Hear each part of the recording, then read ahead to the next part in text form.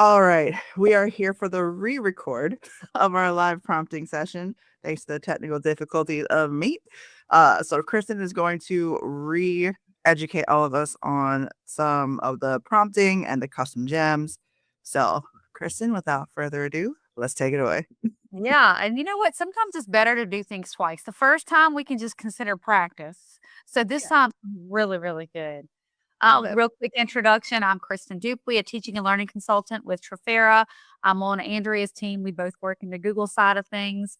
And in this particular workshop, part of our Control Alt Summer series, which has been a blast, this one we're going to talk about mastering your prompting, your prompt engineering, and we're going to dive into some custom gems in Notebook LM, which has, since we recorded the first one, changed names to Google Notebook.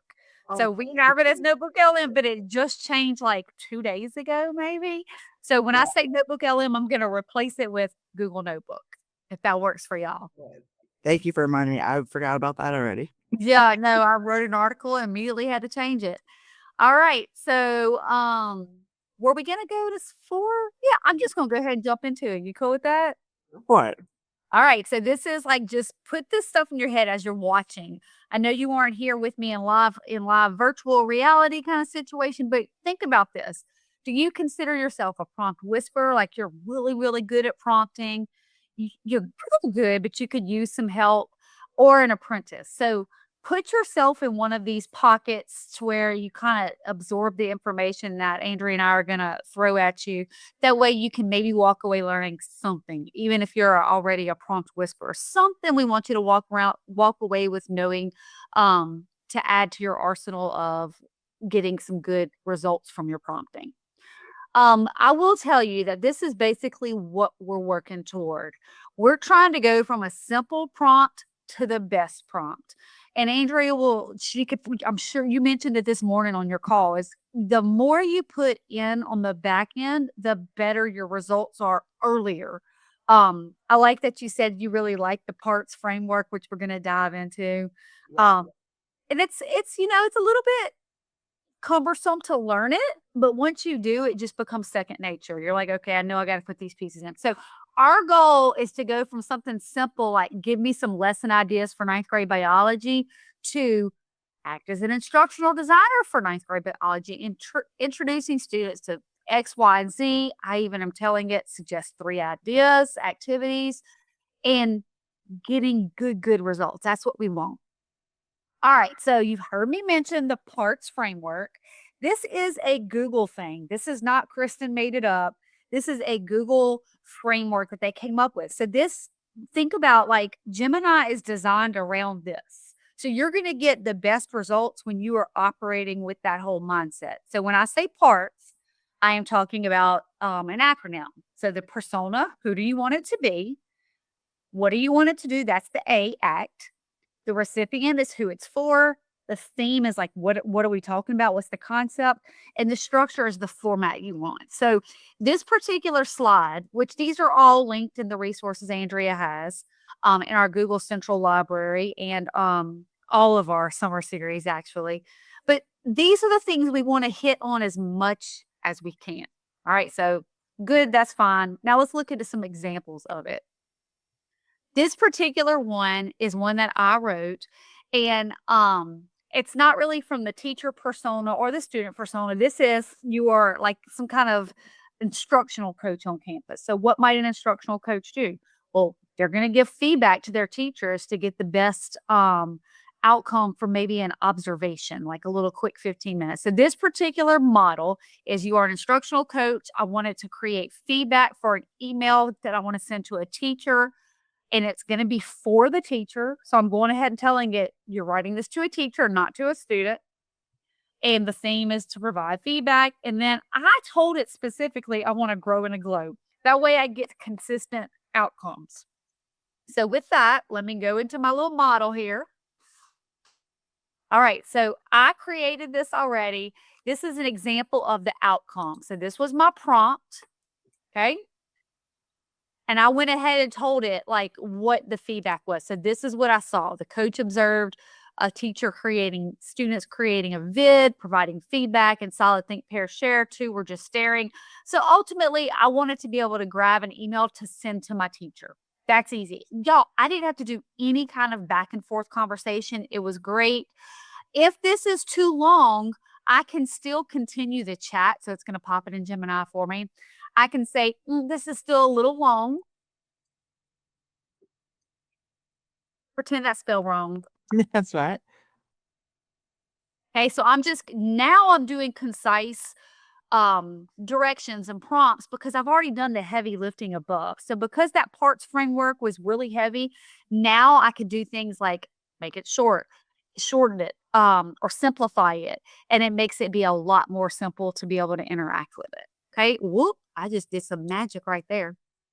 All right, so Mhm. that's the parts framework, just general. How does it work? Now, I want to give a couple examples of what kind of prompts might you want to do, like some high impact prompts that would help you with some administrative tasks. So hopefully some of you watching this recording are in that role. I'm going to grab a couple. You can see that I've got 4 examples here, but I want to model these by them too. But you might want to create an SOP, which I know Andrea, our world is a SOP. I don't know that I knew that when I was in the classroom. Yeah.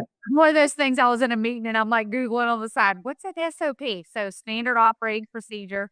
That's a thing. We learn things every day. Yeah, I'm so good about Googling or going to Gemini. Hey, my colleagues are using this term. What do I need to know? Um, Yes. so you can create some kind of routine operations with Gemini.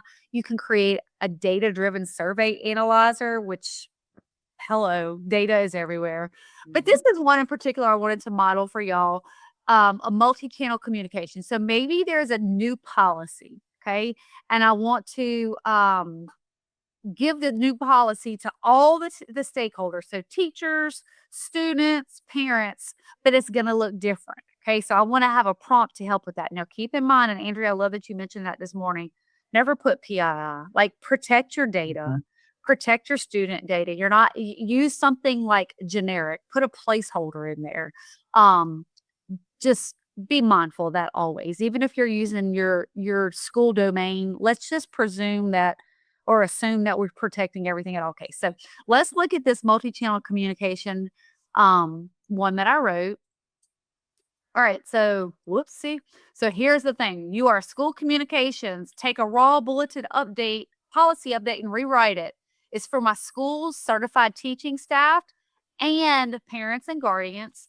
I told them what the topic is, and this is one that's real, it's like real life for me. My school, my son's district, where I live, is moving to a clear backpack policy. And so I have seen this, they put something on the Facebook and then everybody's got some kind of opinion about it, all different ways. So I was thinking they really should have had like a student communication, a parent communication, and then a staff communication. It would just maybe have saved some headaches. So I instructed this in the parts framework to create 2 separate ready to send email drafts for the professional staff and then another one that's warm, supportive, and focused on the student well-being. That way, maybe the impact of it, is good. So draft number 1 is going to be for my faculty and staff. Draft number 2 for parents and guardians. So just like that, I was able to have 2 outcomes with this one prompt. So was that a little bit of heavy lift? But it wasn't that hard. No, I think that worked really easy. Now you don't have to be like, okay, now let's change the persona to my parents and then do XYZ all Yeah. in one. I do like that. And I can even say, at this point, I've already got my prompt in there. So I said adjust draft 2 for parents to be more simply stated to ensure they are reading it. I'm a parent. I know I'm just as guilty of just skimming the bulleted points. Yes. So look, it simplified it. I love a bulleted list, yeah. Like, just give me that and I can understand. So anyway, that's a good example. Think about dress code, think about, like, different policies like the backpack or curriculum. Just use this to help you. All right, here's another one, an agenda builder, okay? So I'm thinking administration. That's what I'm looking at. Here's my entire prompt. Highly efficient school principal. Design a tight minute-by-minute meeting agenda that keeps the team focused. Good luck with that. I know I was a teacher. I've always been told teachers are the worst audience. I can confirm that, maybe deny it, but let's focus on, um, look, this is so funny. Prevents conversational drift. Good luck. Yeah, teachers haven't seen each other all summer, but we're not gonna talk about anything fun. Um, the recipient is the school leadership team. Topic 45-minute data review. And then I want the format in a specific way. So I was very particular, but y'all, I got it. Like it gave me the full time block and breakdown. At this point, it doesn't mean that it's, written in stone. I'm gonna just open it in Gemini so we can see it. Let me do. I can now go in here and revise it. I can even go in here and export it to Sheets, which we know if it's in Sheets, we can just type over things or copy it.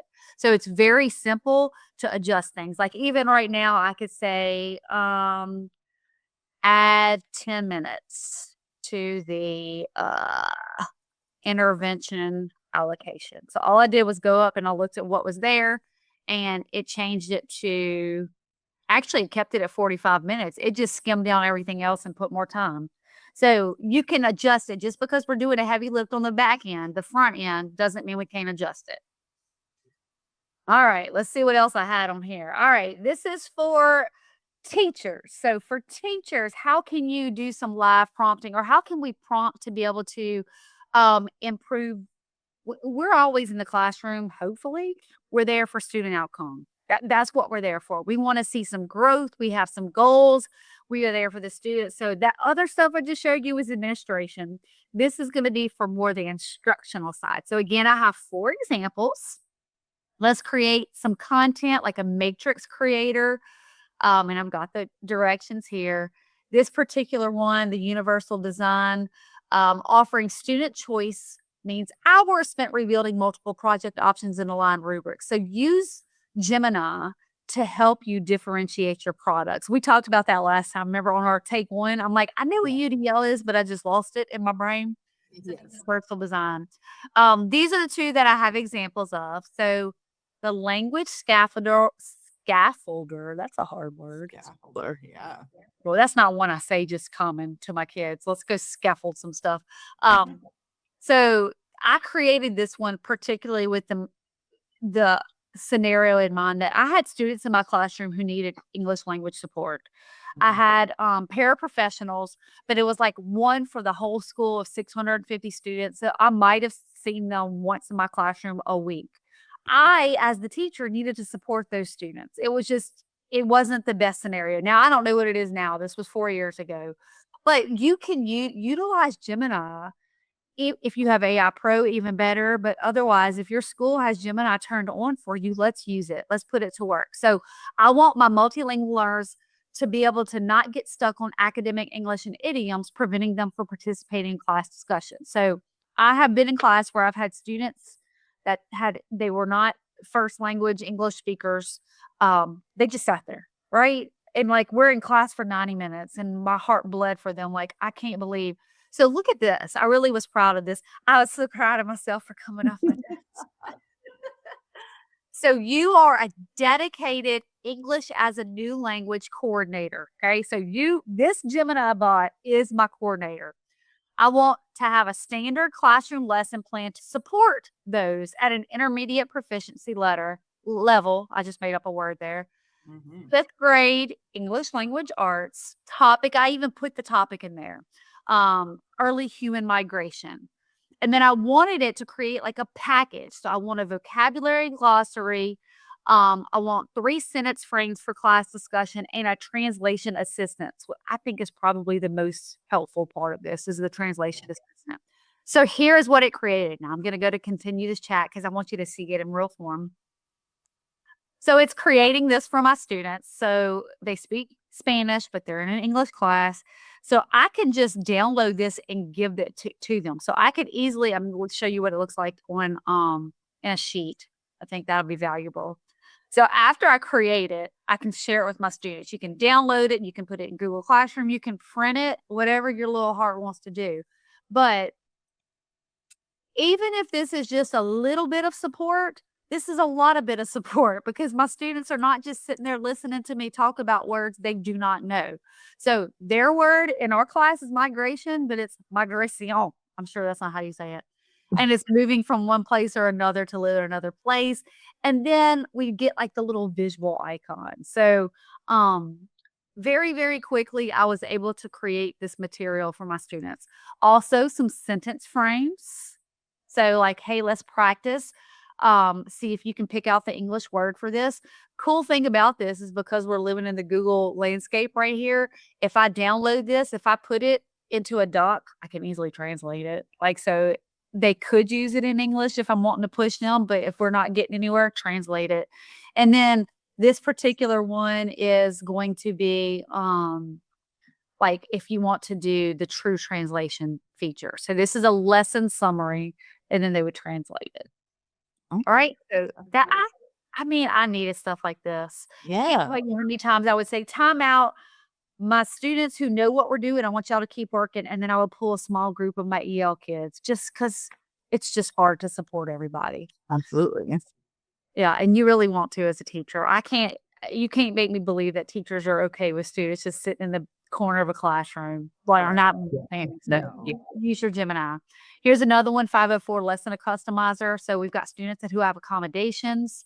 Of course, it's hard, just like our EL students, you aren't, it's hard to meet everybody's needs. I mean, my last year I was teaching 60 kids at a time because my partner teacher retired and there was no other teacher. There was no way I was meeting everybody's accommodations. Like, it just wasn't happening. So let's get some ideas. This particular one, I wanted it to create an activity or adapt an activity I already put. So you can see I already have my activity up here, and I wanted it to adapt it to fit the student accommodations without lowering the standards. So this particular one was a middle school teacher preparing a lesson for a class that includes students with ADHD and executive functioning challenges, which is a common thing that we have to accommodate for.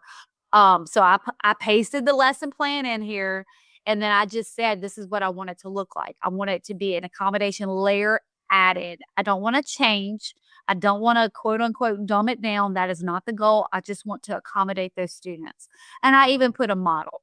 So it did just that. It gave me as much as the script, the breakdown of what the students would do. And so I would say for my particular student, my child, my youngest has ADHD to the point where like he just can't follow multiple step directions. And that's what this did is it broke it down into phase 1, phase 2.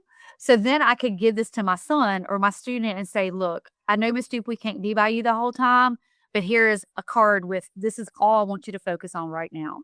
And of course, as the teacher, I'm going to read it and make sure it's accurate. Like, I'm not just going to print it out and go with it because you're the expert.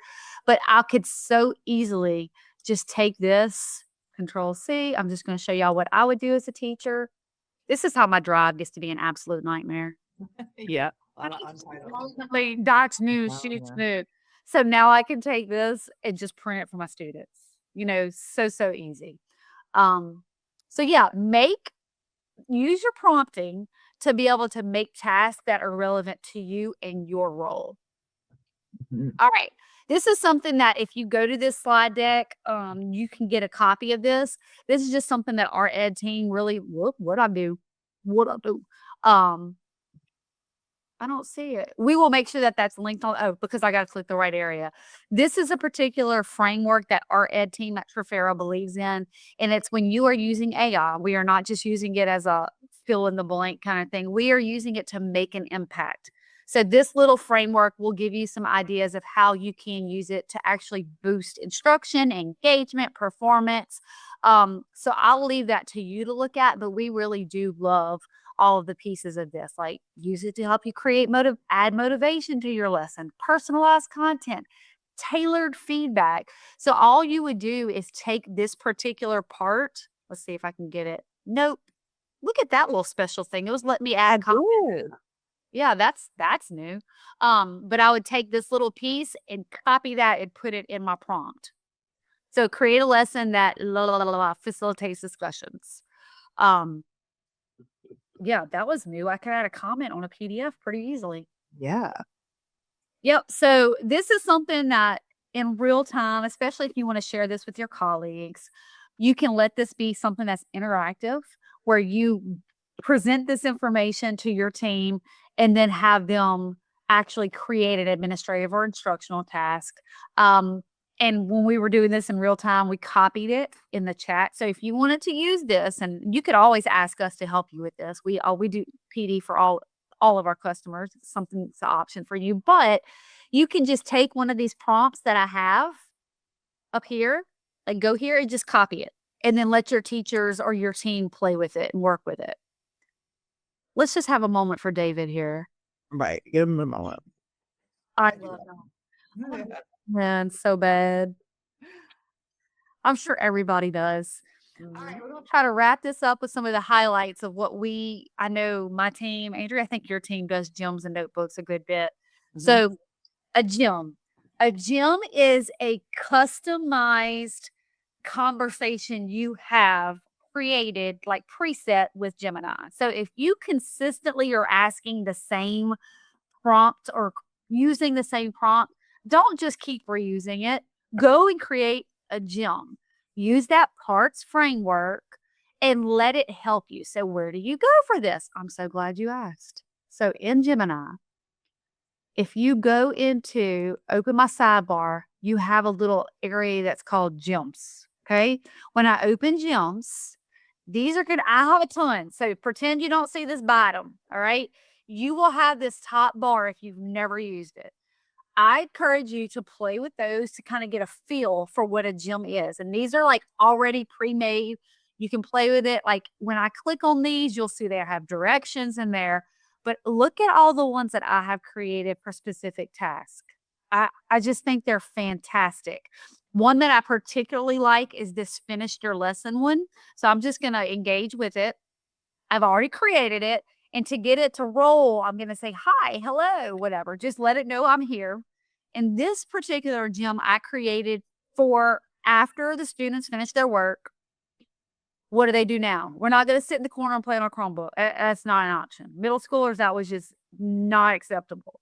So this is like a follow-up. What did you do? And it's going to be valuable. So that's what my gem was. Now, what did that look like whenever I created it? Again, I'm so glad you asked. Perfect. So I'm going into my pencil, and y'all, these are the directions I put in there. I used the parts framework. Okay. So I put all that in here. I put different content, different examples, and then I always do this. Never give the student the answer. Always respond with a guiding question. That's a pro tip. I do love that. Now your students will be like, "Tell me what is 4 times 2." No, sir. We're not. No. Um, and also, I will tell y'all for this, let Gemini help you. So go to a Gemini chat and say, hey, I want to create a gem that allows me to give feedback to X, Y, and Z. And then you just have to copy and paste that into your gem, period. And you can always go adjust it just as simply as I did right there. All I did was hit the pencil. So if you ever see that it's not doing what you want it to do, come back on over here to your instructions and do it. Okay, that was like a quick, fast, and dirty what gems are. I will tell y'all right here is a link, or just go to edugems.ai, I think is it. I'm pretty sure. Yeah. Okay, yep. I said yep before I hit it. So y'all, this is Eric Kurtz created this and he shared it with it's just there for you. Okay. Um, and there's lots of examples that you can click on, and you can not just use them, you can also make your own copy. So a lot of those in that library I was showing y'all are not even mine. They're ones that I borrowed from him. He has teachers that submit them, so he's very giving and willing to share his stuff. Go check out edugems.ai. Okay, super, super good stuff. All right, Notebook LM, which is now, I feel like I'm talking about Prince. The artist formerly known as Notebook LM is now Google Notebook. Okay. Google Notebook. Google Notebook. Y'all, if you hadn't used Google Notebook, you're not living. Google Notebook is where you go and you will upload your own sources, your own PDFs, your own whatever links you want. And that notebook will only that chat will only engage with your content. Why does this matter? Because you might not want to surf the wild, wild west, period. You Mhm. want your own rooted content. So, whenever we're using Notebook LM, I want you to think about students can use these. So if you create one for your content, for your topic, for your unit, if you're using Google Classroom, you can share these with your students. So like your students aren't going out just to the general sources and finding stuff. You give them rooted material. Teachers can do this as well for your content. I'm going to show you what mine looks like. And I know we're on a timeline, so I'm just trying to get y'all again. There's a million and one of them. So my Charlie and the Chocolate Factory. This is one that came from my colleague Anna, and I copied it and made my own. These are all the content, the resources that I put in there. I can add more from my own files, websites, Drive, or I can copy text. Once they're in there, I can select all or just some of them. I can chat with it. And then also, this is really where the glam of the Google Notebook is in the studio. I'm having rewiring my brain. Every time. Studio. So now I can share this whole notebook with my students, but I can also just say, you know what? I created some flashcards and I want my students to have those. And I can share this with my students, with my classes. It all looks like the typical Google environment. And then sometimes you might just want to download. So like audio files, you can download. I would like to challenge you with create a notebook and I want you to create an audio overview and go listen to it. Have you done that for your content, Andrea? I have not. Like I created a notebook of all of like my like SOPs for every like aspect of it. Already done. Yeah. Just so that way I can like, hey, how do I do this? And that way I can find it for me. But I've not done the audio overview yet or like the Yeah. podcast. We could spend so much time on that, but I want you to do the audio overview and then play with the interactive mode. So do that. I encourage you to do it. As we're wrapping up at the end, I do have some examples of how you can use a notebook.